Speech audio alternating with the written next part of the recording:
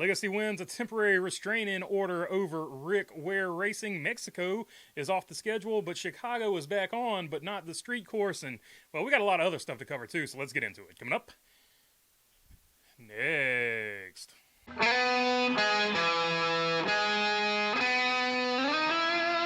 What's going on, everybody? Hope you're doing good today. All right, first things first, the Rick Ware versus Legacy versus Rick Ware ongoing legal drama over that charter that Rick Ware Racing sold or didn't sell to Legacy this year or next year or whenever it was supposed to happen. Well, we've got an update on that, so let's get into it here from motorsport.com.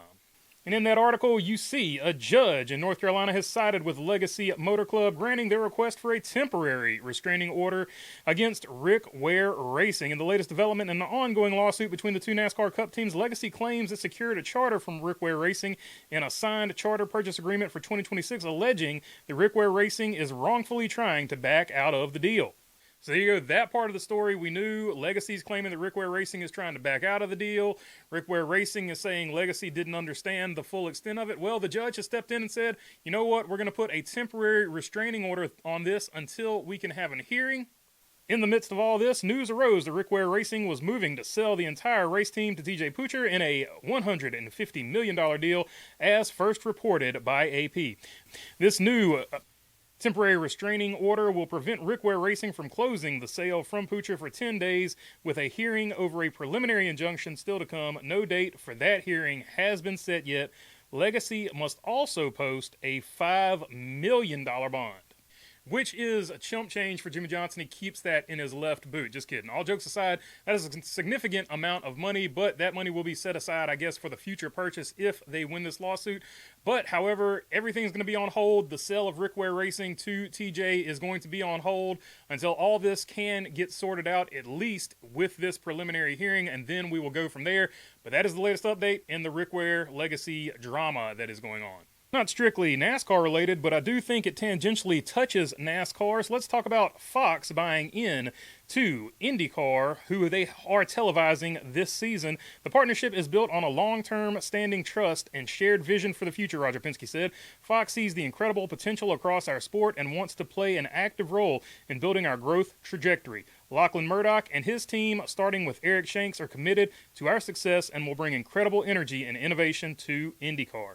So that from an IndyCar press release, and basically you're seeing there that Penske wants a partner. He is selling a portion of his IndyCar rights and the Indianapolis Motor Speedway, as a matter of fact, as well, which we're going to touch on as far as the NASCAR stuff goes.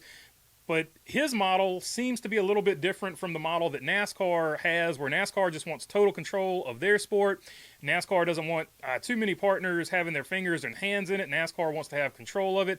They want to get maximum TV revenue. IndyCar seems like they took a little bit less money to get on regular Fox, as many races as they could on regular Fox, whereas NASCAR just took the money and say, all right, Fox, wherever you stick it is fine with us. Two different ways of going about your business. One's going for the money up front. One is trying to build the the exposure for their team in the future. So just two different ways of going about it, but it was an interesting dichotomy as far as that goes. Not what I wanted to talk about NASCAR, but let's see what Fox had to say about it, and then we'll move on to the NASCAR side of things. We're thrilled to join the IndyCar ownership group at such a pivotal time for the sport, said Eric Shanks, CEO and executive producer, Fox Sports. IndyCar represents everything we value in live sports: passionate fans, iconic venues, elite competition, and year-round storytelling potential. This investment underscores our commitment to motorsports and our belief in IndyCar continued growth on and off the tracks. We're excited to help elevate the sport to new heights across all platforms. And you see, they are now invested in IndyCar. They wanted a piece of that. I'm sure they offered a similar deal to NASCAR, or I would guess that at least at some point an offer like that was given to NASCAR. NASCAR didn't want to relinquish control of their sport to a TV partner, even though TV partners have a significant say in what NASCAR does. But this partnership between Indy and Fox seems to be like a really, really good direction to go for them. You've already seen the benefits of it so far. A lot of NASCAR fans complaining that the IndyCar commercials and the IndyCar push and just the overall way that they're marketing IndyCar, trying to build it up, now that they're partners with it, just imagine that that's going to ramp up and increase even more. And that's the NASCAR aspect of it that I really actually wanted to talk about. NASCAR did get a ton of money up front. However, Is it good long term for the sport now that IndyCar is partnering with Fox, and Fox is absolutely going to push them harder probably than they are NASCAR, because it's part of Fox now, right? So NASCAR took a little bit different deal, a little bit different approach, and it's going to be really interesting to see how this plays out for everybody going forward. I think NASCAR will continue for a long period of time to be the #1 American motorsport. However, I think IndyCar is rapidly going to catch up with that huge push from Fox, also with that benefit of having more races on regular TV than, of course, NASCAR has, where NASCAR, you're running around chasing it down, trying to figure out where it's going to be week to week. Also, with Fox's ownership of the Indianapolis Motor Speedway, what happens with the Brickyard? Is it moved on the schedule? Do they keep it the oval track? So on and so forth. All kinds of things could happen with that, so that's going to be a really interesting situation as it develops on the NASCAR side as well. Speaking of tracks, we had some track news as well this week. And let's start with Chicagoland. NASCAR is not leaving that Chicago market. They're going to stay in that massive television market that is Chicago.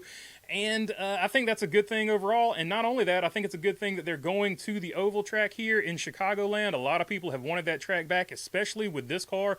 This car does one thing better than just about every other NASCAR car has ever done before. It races really, really well at 1.5 miles, and so hopefully that works out for Chicagoland. Now, Chicagoland is going to have some work. You've seen some pictures of it recently, or if you haven't, the seams have separated. There's some stuff going on with Chicagoland that needs to be fixed, but once they get all that stuff patched up, hopefully it races just as well as some of these other 1.5 miles have for NASCAR recently. And I think it was the right time to do it as well. The Chicago street race, I feel like, had run its course. Like, I don't feel like it was going to get any bigger than it got there. 3 years was probably a perfect amount of time to do it. And now you move on to a more traditional venue. And in fact, you've got another street race next year in San Diego. So NASCAR does like the concept of a street race, and I like the concept of moving it around. And of course, we now know that that street race date is going to come from, Mexico. Because NASCAR also announced that Mexico will not be back on the schedule for 2026. So it looks like San Diego is getting that race, and, Chicagoland will get the race. However it actually plays out on the schedule, those are the races that they're getting and sort of replacing there. But that's going to be the way that works out. So good that NASCAR went and did the street race in Mexico. Glad all the Mexican fans that got to attend that event were able to see it. Shout out to Enzo, a longtime viewer of the channel. I know he went to it, so I was glad Enzo got to see a race down there as well. But not going back next year, so that's going to be met with mixed reviews, but they are going to San Diego. So as far as that goes, I do like the idea of a street race, and I also like the idea of rotating it around every single year. I don't like to stay in a place for a long period of time. Just rotate it around every single year. That keeps it fresh. You're taking it to new markets, and those people that might not traditionally watch NASCAR, because it's in their city, they might get, hey, you know what, we're going to go check this out because it's in our city, and that is one really great way to build up a fandom. So I'm not opposed to having a street race and just rotating it every single year. Of course, next year it'll be in San Diego at the Air Force Base. That's already been met with a lot of positivity so far. Also, not for nothing, there are rumors out there that this isn't the only big bombshells as far as new tracks coming, or, maybe an old track being revived. So, whether or not we see a Rockingham, has NASCAR bought Rockingham and they're going to announce Rockingham coming back, or is Wilkesboro getting a points-paying race? But apparently there's another bombshell in the works, allegedly, if rumors are true. But my guess is as good as yours as far as to what track or what bombshells for the schedule remain.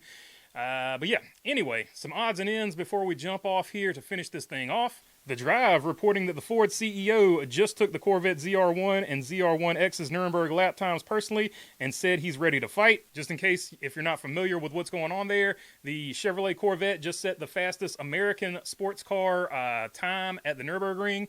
Hopefully I'm saying that right. And the Ford Mustang, I think, was the previous owner of that. So now Ford is going to, beef up that Mustang, or just take the current Mustang they got, go back over there and try to get that record back for Ford. So that'll be an interesting thing to keep track of, sort of a brand battle. We don't get enough of that.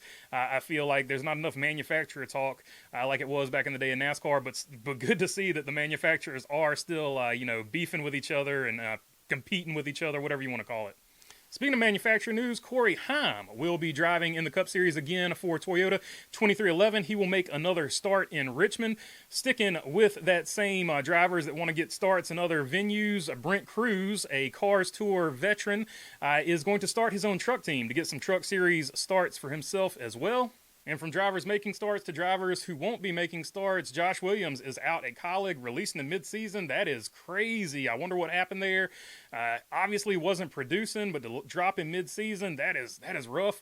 And it asks a lot of questions there. Carson Hocevar will fill in, but of course, Cup drivers can't race once the playoffs start, because they don't want Cup drivers interfering with different divisions playoffs at the lower levels.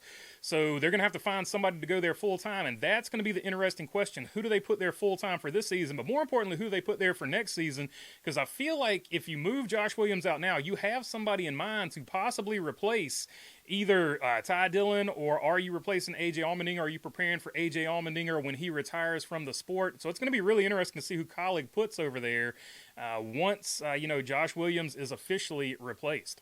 And finally, going to end it off with a Stewart Friesen update. A little bit of positivity here. Thursday morning update from Jessica Friesen, Stewart's wife. This was from X. Stewart has successfully made it back to the United States and has been admitted to a level 1 trauma center in New York. Stewart's injuries are extensive, and we are thankful that we have been able to get him to a place that he has the experience necessary to complete all of the surgeries that he needs. We are beyond grateful for Dr.